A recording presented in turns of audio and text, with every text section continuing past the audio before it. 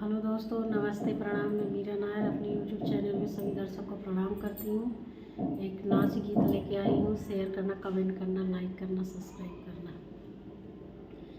बोलै नदिया के किनारवा मोर मुरैला छैलाना, बोलै नदिया के किनारवा मोर मुरैला छैलाना, बोलै नदिया के किनारवा मोर मुरैला छैलाना। सोने की थाली में जेवना बनायूं, सोने की थाली में जेवना बनायूं, जेवै नदिया के किनारवा मोर मुरैला छैलाना, जेवै नदिया के किनारवा मोर मुरैला छैलाना, बोलै नदिया के किनारवा मोर मुरैला छैलाना, बोलै नदिया के किनारवा मोर मुरैला छैलाना।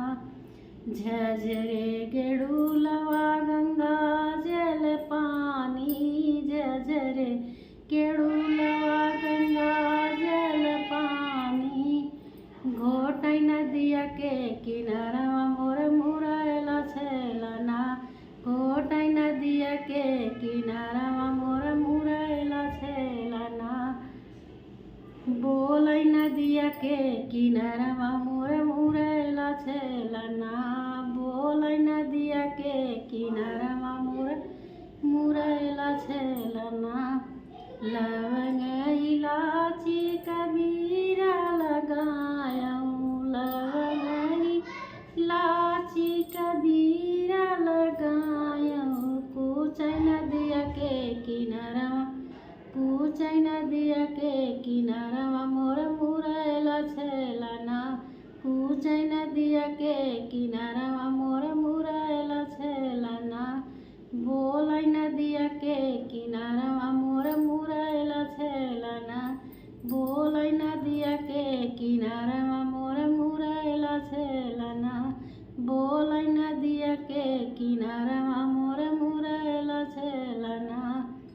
फूल झरिया झरी से जा लगायूं, फूल झरिया झरी से जा लगायूं, सुतै नदिया के किनारवा मोर मुरैला छैलाना, सोवै नदिया के किनारवा मोर मुरैला छैलाना, बोलै नदिया के किनारवा मोर मुरैला छैलाना, बोलै नदिया के किनारवा